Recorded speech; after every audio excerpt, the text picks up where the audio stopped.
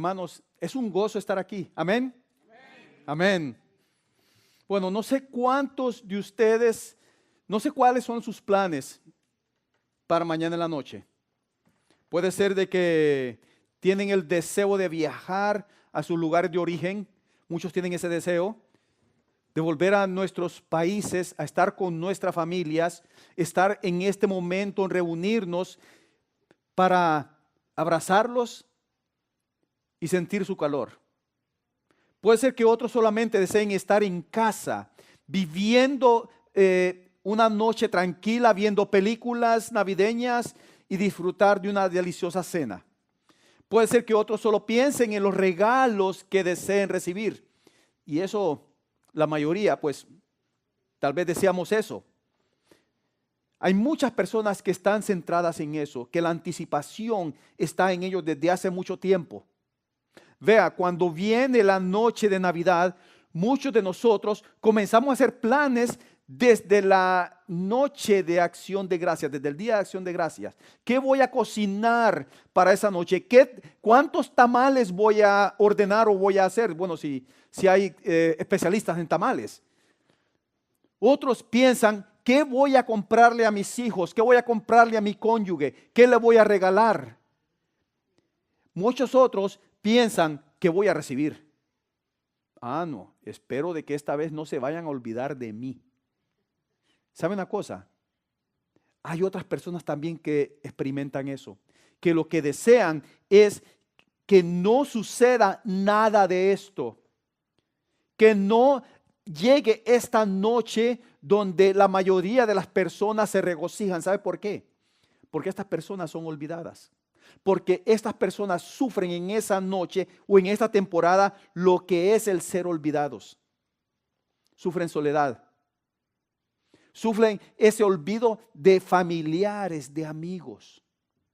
Y desean, como dice una canción muy popular, dice, unos desean que esta noche no llegue, que esta temporada no llegue. Y eso de ser olvidados, déjeme decirle que es más notorio en esta época que en cualquier otra época del año. Muchas personas sienten eso, sienten el peso del olvido por los demás. Y es que en realidad el ser olvidado y el olvidarse de otros es algo pero no es nada placentero. Yo recuerdo una noche que vinimos al estudio bíblico y por lo general nuestra hija estaba pequeñita, unos 6 años, 7 años por ahí. Y la regla, el protocolo, después de que termina el estudio bíblico, ¿qué hacíamos? Nos quedamos a platicar con los hermanos. Y mi niña ya a esa edad ya sabía, se van a poner a platicar, yo me voy al carro, me meto en el asiento de atrás y me acuesto. Ya sabía ella. Pues yo recuerdo que veo a mi hija que se mete al asiento de atrás, cierra la puerta y quedamos platicando con unos hermanos. Caminamos con mi esposa, nos subimos al auto y manejamos hacia nuestra casa. En unas 2 cuadras antes de llegar a la casa me suena el teléfono, contesto, es una hermana de la iglesia y nos dice, aquí hay una niña que anda buscando a sus padres.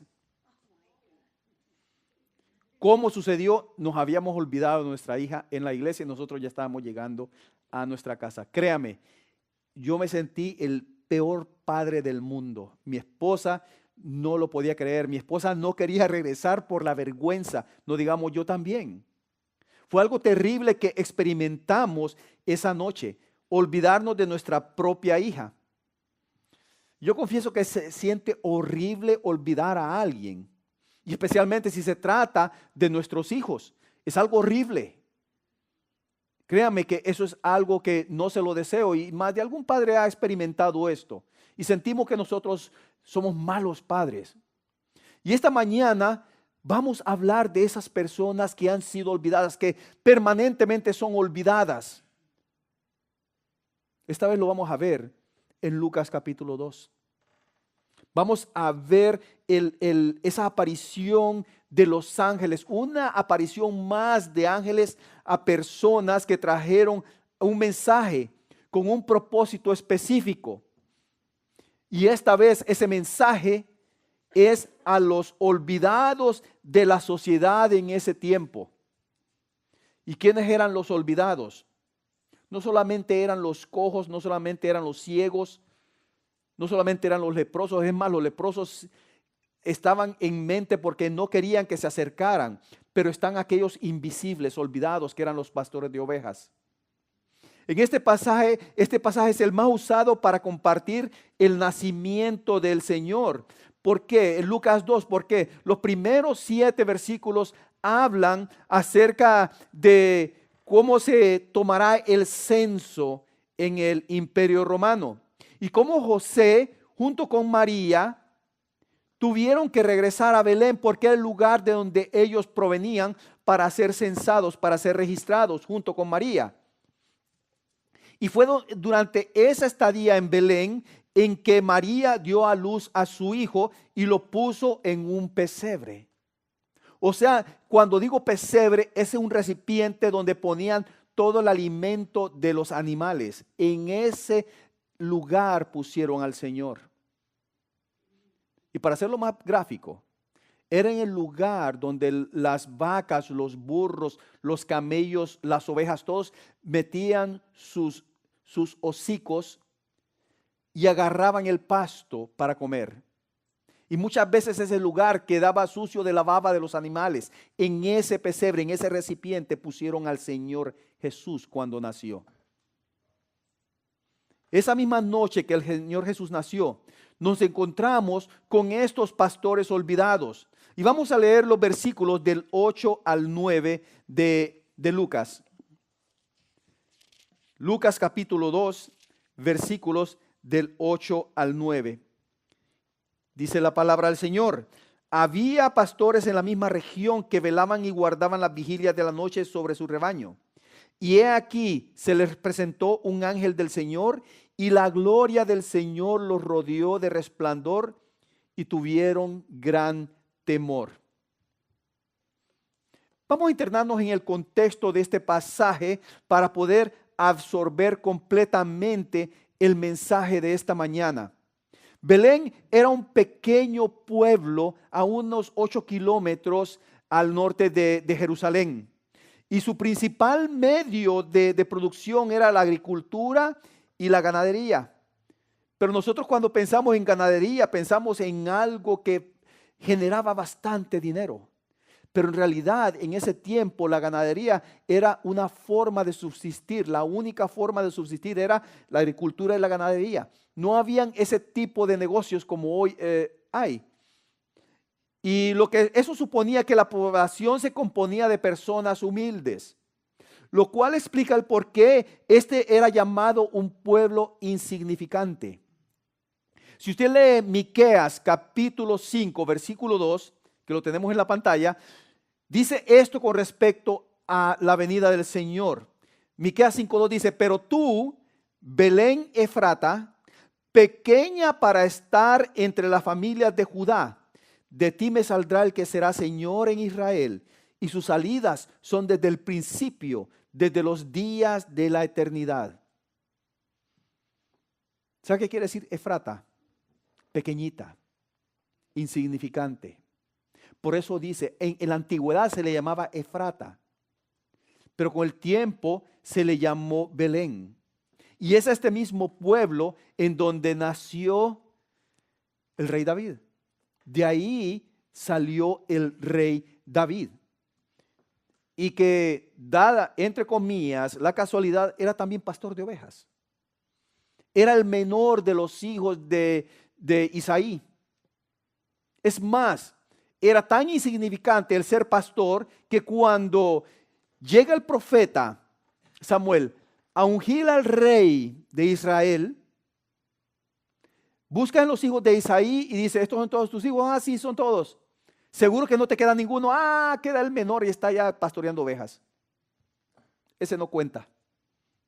Esa era la insignificancia que tenía un pastor de ovejas. No tenía ningún valor ante los demás. Y si vemos también, a menudo se miraba a los pastores como gente indeseable, invisible. Se les miraba también como gente sin educación, como ladrones. No eran confiables y no tenían una buena reputación. Ese era el tipo de persona como se miraba a los pastores. Es por esa razón que se les tenía al margen de la sociedad. Y ahora se les puede comparar con aquellas personas desamparadas que no tienen un hogar, que están, usted puede ir a lo largo de las autopistas y puede ver todas esas tienditas, ya sea de cartón, ya sea de cualquier material. Usted puede ver aquellos campamentos de personas sin hogar que están viviendo a lo largo del freeway, a lo largo de las autopistas. Y para muchos eso es una vista muy desagradable. Y usted va a ver que constantemente estas personas se van moviendo de sus lugares donde se concentran. Los van moviendo porque el vecindario, las personas, la sociedad no los quiere entre ellos. Su situación de los pastores era similar, porque estas personas también son olvidados por nuestra sociedad. Lo mismo sucede con los ancianos. Si usted ve las noticias, va a encontrar muchas noticias como personas de la tercera edad son olvidados, son abusados. Es como son olvidados e ignorados y como que no tuvieran valor y fueran una carga. No digamos con los bebés no nacidos. Son otros que también para las madres que no los han planeado tener son algo, una carga que no los desean tener y por eso los abortan. El hecho de ser indeseado, a estos pequeñitos se les quita el derecho de vivir, de ser protegidos. Ese es el tipo de gente olvidada. Ahora, si lo ponemos dentro de nuestro contexto, yo no sé si a ustedes les ha sucedido que de repente se conocen con alguien, se saludan, se dan su nombre, pasa una semana y de repente se vuelven a encontrar y de repente esa persona los llama por su nombre. ¿Cómo se sienten ustedes?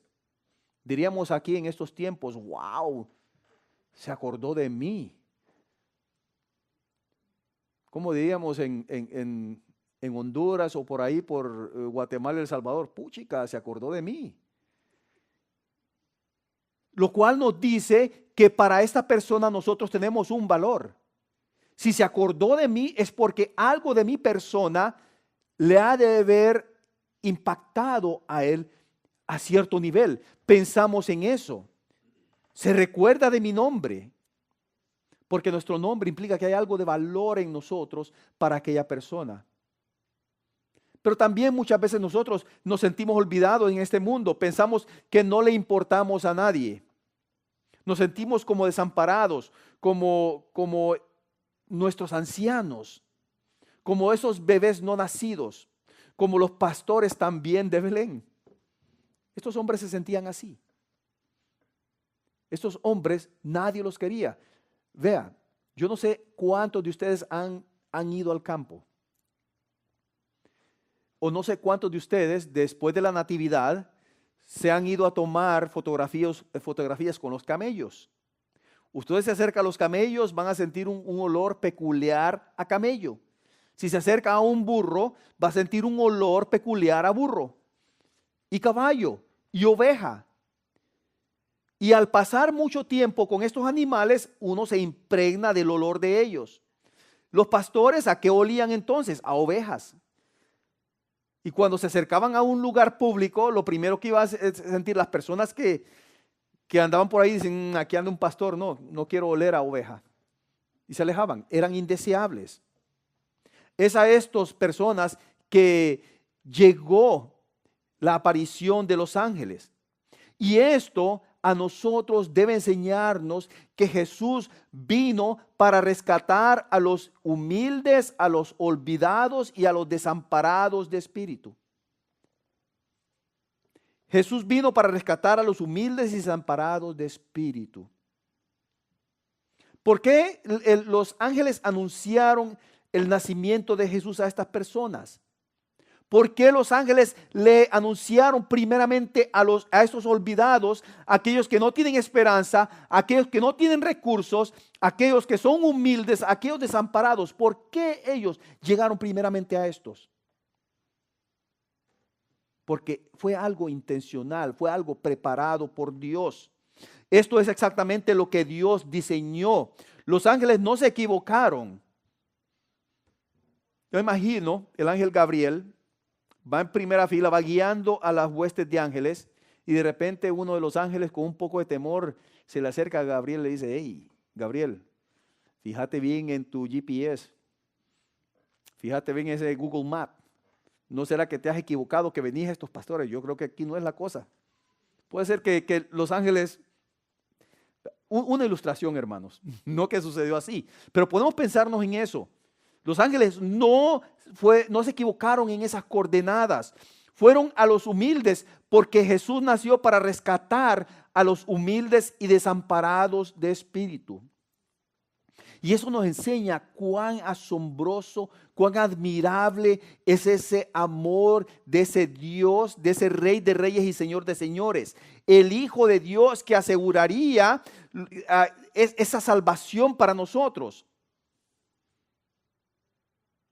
Incluso cuando todos los demás probablemente querían olvidarse de este grupo de personas, nuestro Dios nos enseña que Él no se olvida de nadie. De nadie. Él recuerda a los humildes, se recuerda de ellos y no solamente se recuerda a los humildes, sino que llega a los humildes. Y sabe una cosa, Él siempre va a los que no se lo merecen para mostrarnos cuán sorprendente es su gracia. Piénselo. ¿Por qué se les dio el anuncio primero a estos pastores? La primera razón es porque ellos sabían muy bien que no se merecían nada, ningún privilegio en esta vida. Porque no tenían nada también que ofrecer al Señor. Y esto me hace pensar más en el Evangelio de Lucas, el capítulo 14, del 15 al 24, cuando Jesús utiliza una parábola de personas invitadas a un banquete y cómo la gente importante, la gente de poder, de riquezas, hace excusas para no ir al banquete, pero los humildes fueron los que aceptaron esa invitación sin poner una, dos ni tres excusas, porque sabían que la invitación era de gran valor y no les iba a costar nada a ellos. Por esa razón tenemos nosotros que ser cuidadosos y honestos con nuestras propias vidas hoy. En esta época nos concentramos en lo que nosotros creemos necesitar. Nosotros nos concentramos en aquello que decimos, lo necesito. Yo creo que lo he compartido anteriormente. Cuando nuestros hijos se acercan a nosotros, nos dicen, necesito. Y hasta ponen es énfasis en la I, necesito un par de zapatos. O necesito un nuevo teléfono. Es una necesidad ahora. Pero no nos detenemos a recapacitar en lo que realmente necesitamos. Vea, necesito comprar un traje, una mudada nueva para Navidad. Porque de acuerdo a la cultura, yo no puedo pasar Navidad ni Año Nuevo sin una mudada nueva. Esa es ¿se pueden imaginar que yo llegue a la iglesia con ropa usada el 24 en la noche en el servicio? ¿Se puede imaginar que el 31 de diciembre yo reciba el año nuevo con una ropa vieja? Eso me va a pasar todo el año, dicen. Si yo no recibo el año nuevo con una ropa nueva, quiere decir de que yo no voy a obtener cosas nuevas en el año.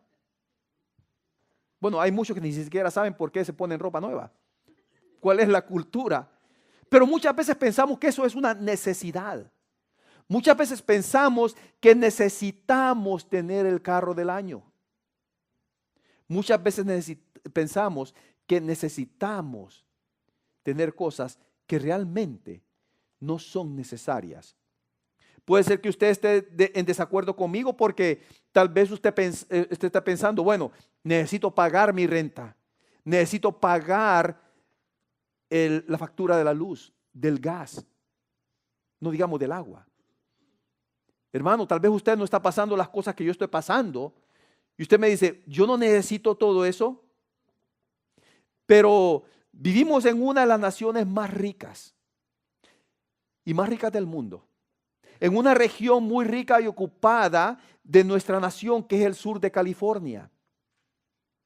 Y si hay algo interesante, es que no importa nuestra situación. Si usted necesita, si usted no tiene alimentos, usted puede encontrar alimentos aquí. Usted no se va a morir de hambre. Usted necesita ropa. Usted va a encontrar lugares donde le pueden suplir ropa. Usted puede encontrar, cubrir todas las necesidades primarias en este sur de California.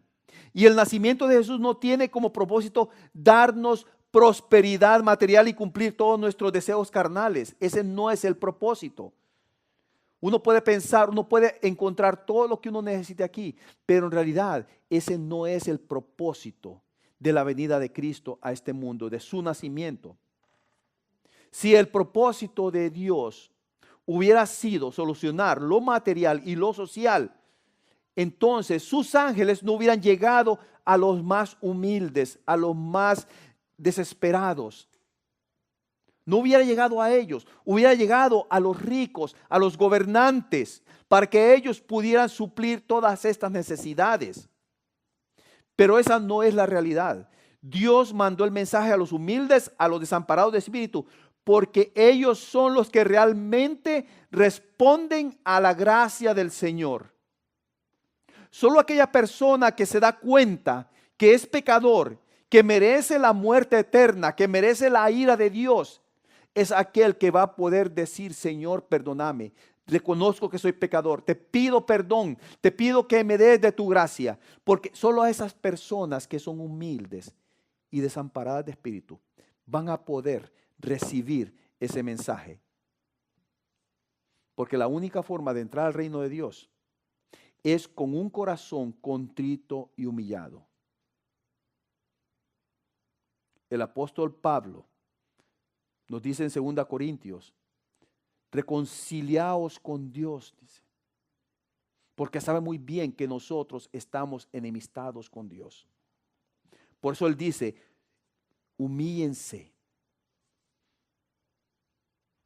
Porque nosotros necesitamos reconocer nuestra condición de pecador, nuestra condición de necesitados.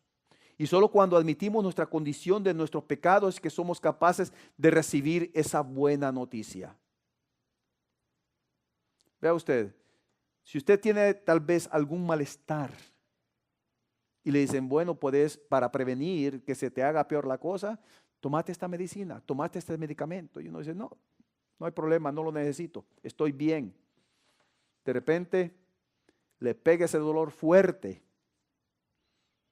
Y después anda diciendo, ¿qué fue lo que me dijo el amigo, la amiga, mi papá, mi mamá, que me tomara? Y anda buscando uno desesperado a ver qué se toma. Y hasta toma lo que uno no debe de tomarse. Pero uno está necesitado de calmar, de aliviar ese dolor. Y eso es lo que hace el Señor con nosotros, con su nacimiento. Jesús nació para salvar a los humildes y desamparados de espíritu.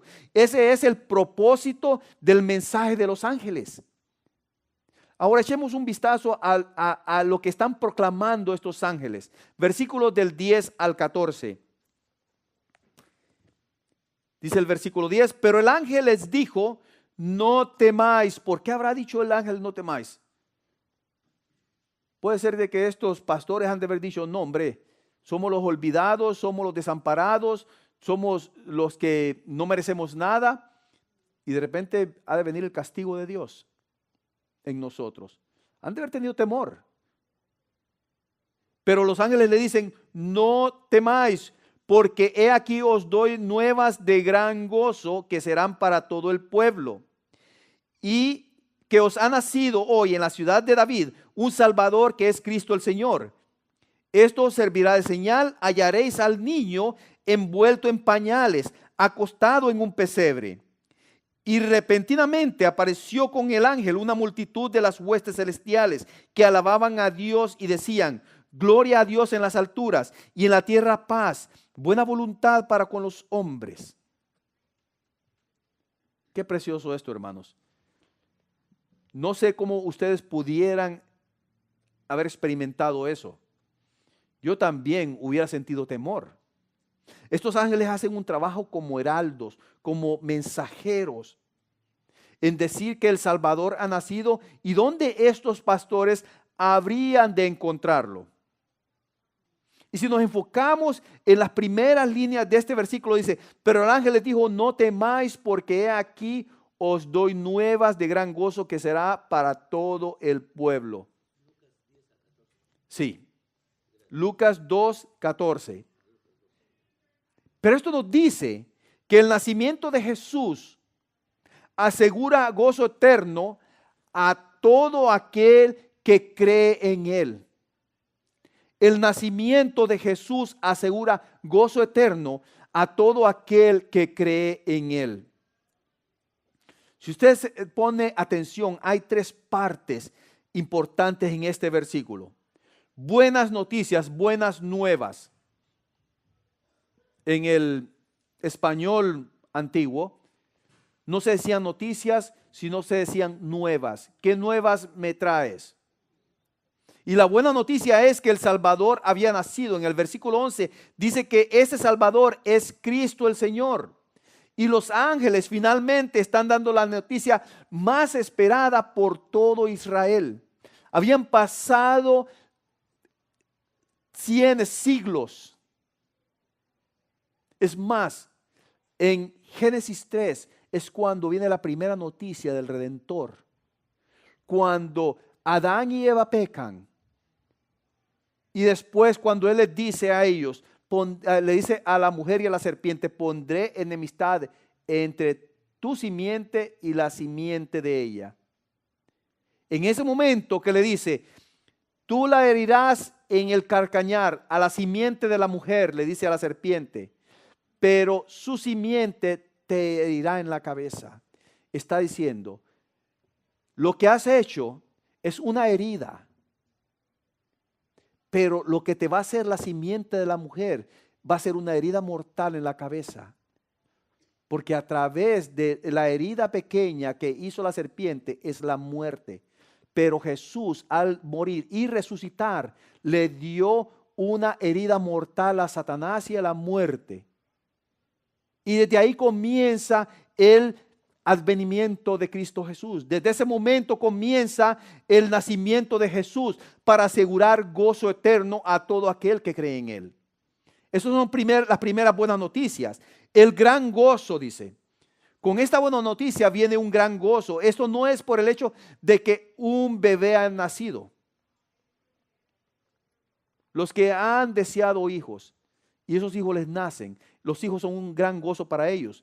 Pero este niño, el gozo de este niño es debido a que se hace realidad la promesa dada por Dios. Es ahí donde se hace realidad la promesa de salvación.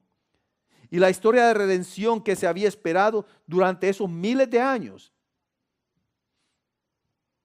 Y primeramente, esto era para los israelitas, para Abraham. Pero en Abraham dice que en ti serán benditas todas las naciones de la tierra. No está hablando de que por Abraham llegaba la bendición a todas las naciones. Que por esa fe que él había mostrado, esa misma fe iba a ser de bendición a todos. Y cuando llegara el Cristo, esa bendición se iba a hacer disponible para todo ser humano.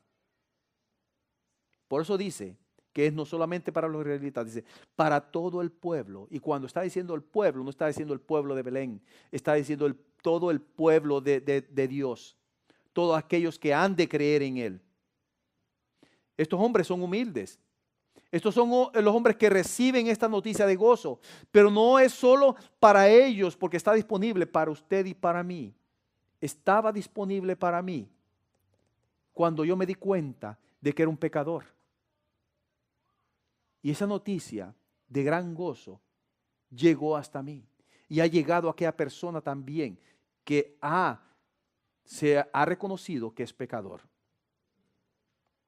Yo sé que es odioso, hacer comparaciones, pero esto es similar a la deuda de un préstamo tal vez hipotecario. Vamos a decirlo hipotecario. Una deuda de 30 años. Si usted vive en el sur de California, una deuda promedio de una casa van a ser más de $300,000. Y ahora como están poniendo los precios, llevan más de $500,000 una casa promedio.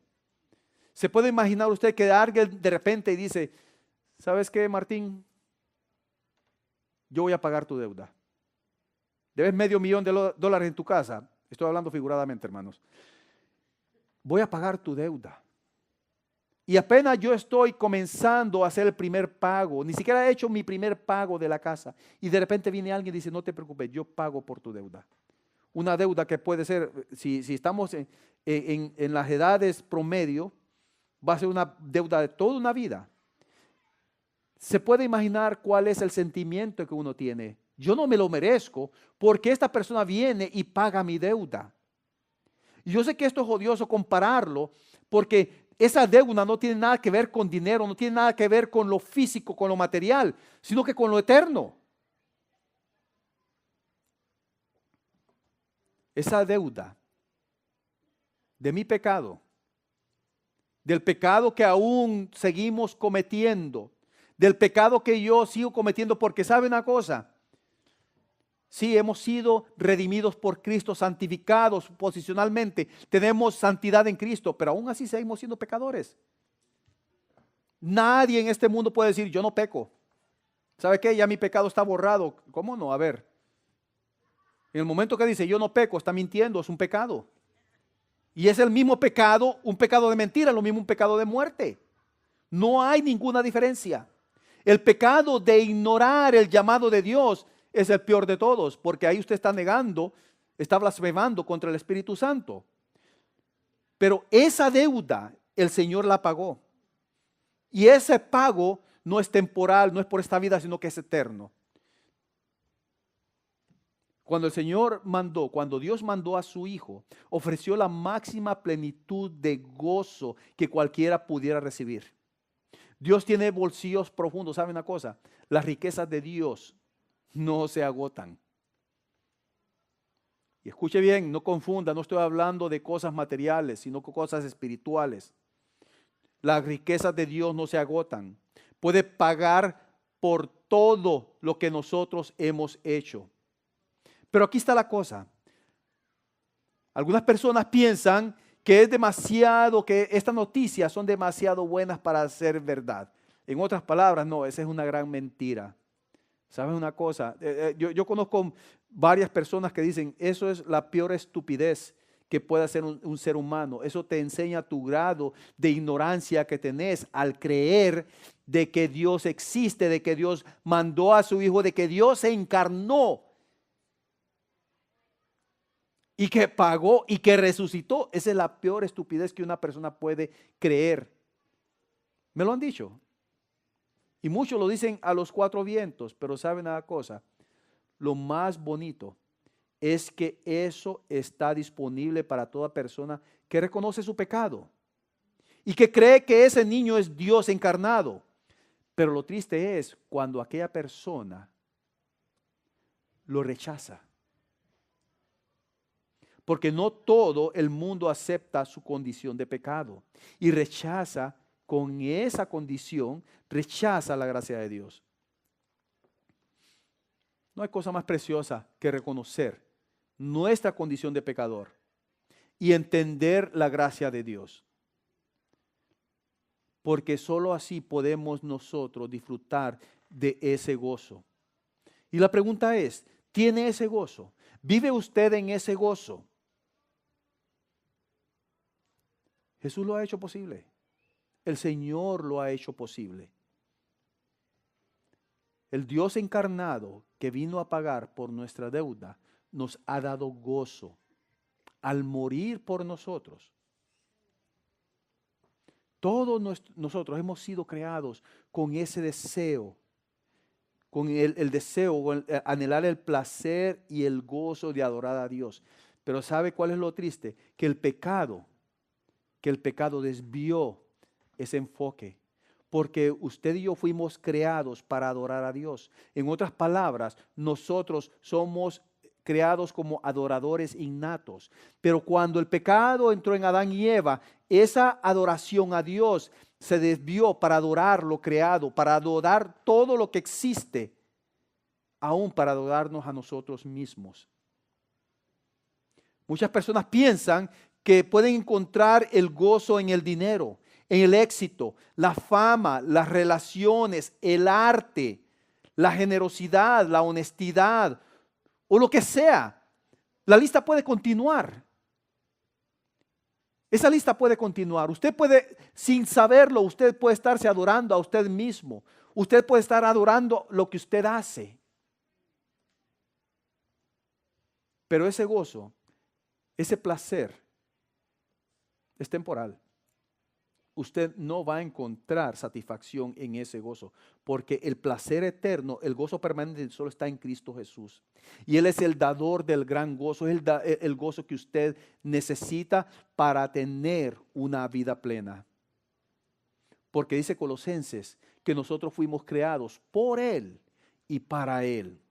Él es lo que realmente anhela nuestro corazón, a pesar de que usted no lo quiera aceptar.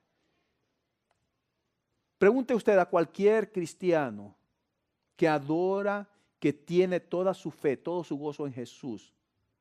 Pregúntele a esa persona si vale la pena rendirse a Él. Pregúntele a esa persona si alguna vez Jesús lo ha dejado solo, olvidado. Nada en este mundo puede ofrecerle alegrías. Ni sus hijos, ni el éxito de sus hijos, que muchas veces para nosotros, nuestros padres, eso es nuestro peor galardón, ver que nuestros hijos están triunfando en la vida. Pero un día, usted va a morir, su hijo va a morir, y ese galardón físico, intelectual, como usted lo quiera ver profesional, va a terminar. Pero su vida, su alma sigue después de esta vida. El mundo no puede ofrecer esa alegría, no puede ofrecer ese gozo. El mundo intentará hacerle pensar que le puede ofrecer alegría, pero realmente este mundo no puede hacer nada por usted. Por eso Cristo vino, porque solo Él puede ofrecer buenas noticias de gran gozo. Y ese es el pensamiento que yo deseo que usted tenga en esta Navidad. Ese es mi deseo para usted. Vean, los pastores olvidados escuchan esta buena noticia de gran gozo y responden a esa noticia.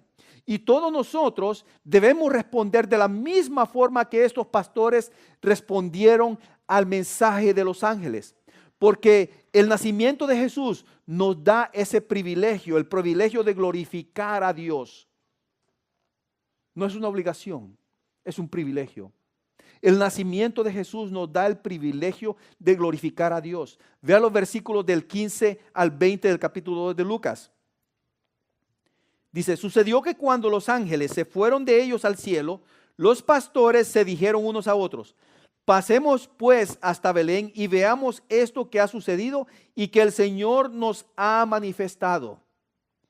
Vinieron pues apresuradamente y hallaron a María y a José y al niño acostado en el pesebre.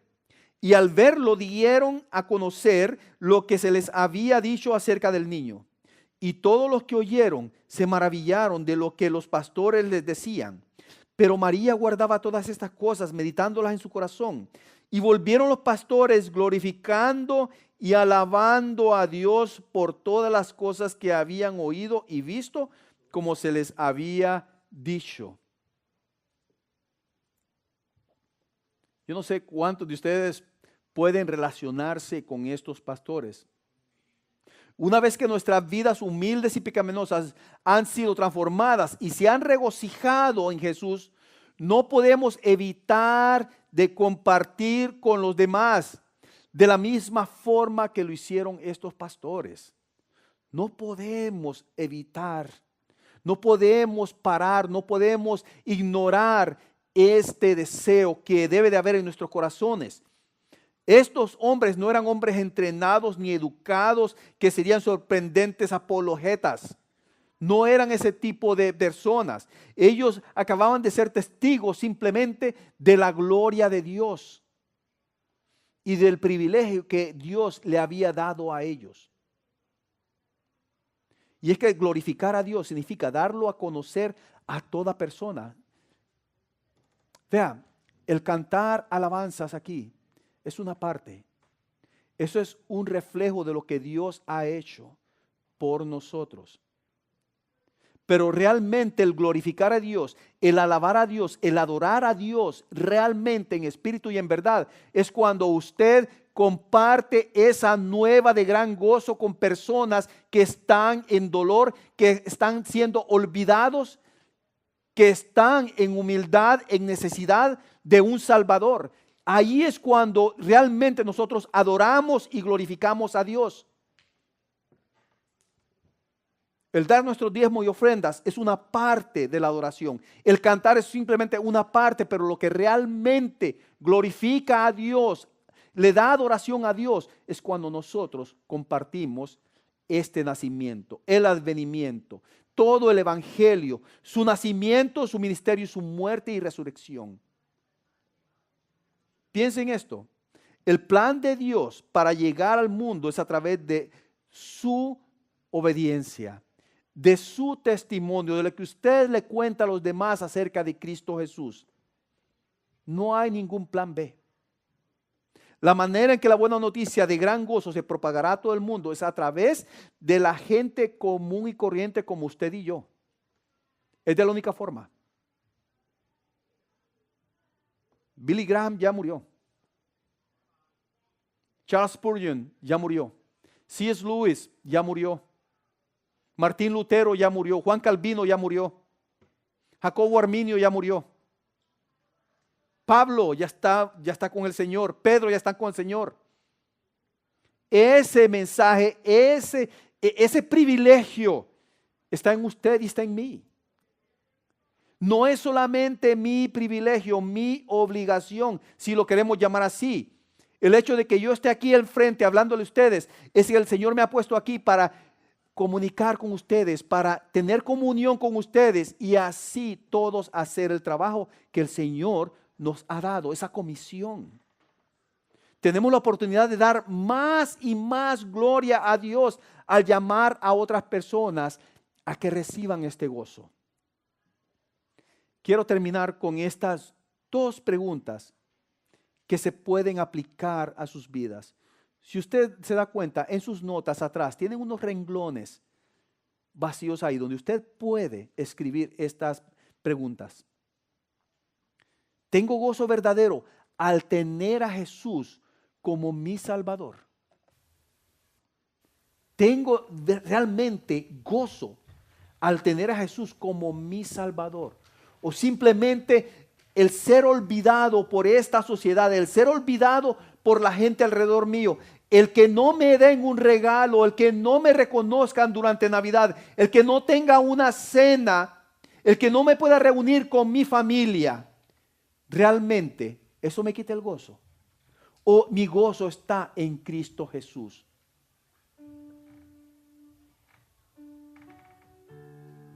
Si usted no tiene gozo, si su gozo lo ha puesto, se ha enfocado en que su gozo está en las circunstancias, en lo que usted puede obtener o que personas le puedan dar, hoy puede recibir el verdadero gozo que no se acaba, que es eterno, que está en Cristo. La segunda pregunta: ¿cómo puedo compartir con otros mi gozo de tener a Jesús como mi Salvador? ¿Cómo yo puedo compartir con otros? Vea, cuando uno tiene algo nuevo, que uno está orgulloso de tenerlo, quiere que todos lo vean. Si ustedes le han regalado un teléfono nuevo, es más, lo anda en la mano y lo anda enseñando a todo el mundo. Es más, cuando habla, hasta lo levanta. No digamos si tiene un reloj nuevo, lo saca y se lo pone. Es más, si va a algún deporte, no se quiere quitar el reloj para que vean de que tiene el reloj nuevo. Si es un carro, no digamos. Pero ¿sabe cuál es lo más preciado que uno puede dar a conocer? Es el gozo de la salvación. Por eso, ¿con quién puedo compartir personalmente a Jesús en esta Navidad? podría ser la próxima pregunta que usted debe de hacerse. Y hacerlo como un propósito para esta celebración. Si tiene ese gozo, utilícelo, compártalo. ¿Sabe por qué? Porque ese gozo no se gasta. Ese gozo no se pone viejo. Usted no necesita ser alguien popular, alguien poderoso para compartir lo que Jesús le ha dado. Dios no se ha olvidado de usted y nunca lo hará. Es más, en el momento que usted comparta, es cuando ese gozo se hace más, pero más evidente. Quiero concluir con este pensamiento. El gozo de la Navidad no está en lo que podemos recibir. El gozo está en lo que Jesús hizo por nosotros. Se lo voy a repetir. El gozo de la Navidad no está en lo que podamos recibir. El gozo de la Navidad está en lo que Jesús hizo por nosotros. Oremos.